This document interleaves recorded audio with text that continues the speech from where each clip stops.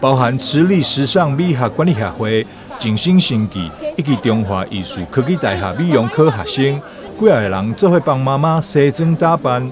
因为因连面特别上台接受咱区公所表扬模范母亲，对着表扬，还有人斗相共打扮，是相当的欢喜。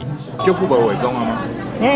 第一次做新娘子化，这第二次。有欢喜吧？我很高兴，很高兴。阿姨呢，我今天啊，不是打拢无闲，啊拢无来，你拢看嘛，对不对？你今日伫种个心情是安怎？袂歹，袂歹。阿妈是看你来就袂歹啊，这款的外孙，这个外孙啊。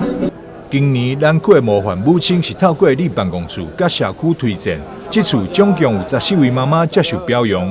表扬活动也延续过去几档经验，由专业人员帮妈妈西装打扮。区长肖秀华特别感谢赞助活动的静心新记，除了提供精油纱文要来销送以外，伫现场嘛有规划小朋友制作手工纱文送给妈妈跟阿妈。你要送给谁？阿妈。送阿妈。阿妈会喜欢这个吗？都知道天下的母亲都是最棒的，也最辛苦的。那也很感谢今年仍然由我们静心科技公司给我们赞助，提供这样子的一个礼物跟相关的活动。那当然我们在表扬母亲最大的用意，就是希望能够让所有的子女们能够对我们的父母及时的给予行孝，那也透过这样子的表扬活动来显扬孝道的重要性。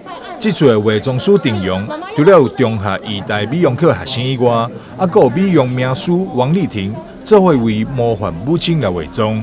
那利用这次我们表扬他们的辛苦的妈妈，然后呢，我们帮她化妆，然后顺便也做一些手作的课程比如说现在的应景是康乃馨，还有一些像爱心的这些精油皂，让他们回去这样子洗一个纪念哈。那接着我们也是配合我们中华医师科大的医美科的学生跟主任他们来帮妈妈他们协助来做化妆。非常开心，我们中华医师科大医美科的同学能够将他们在学校所学的专长来这边应用，然后帮助这些妈妈，让他们今天的活动能够非常美丽非常有自信的在台上。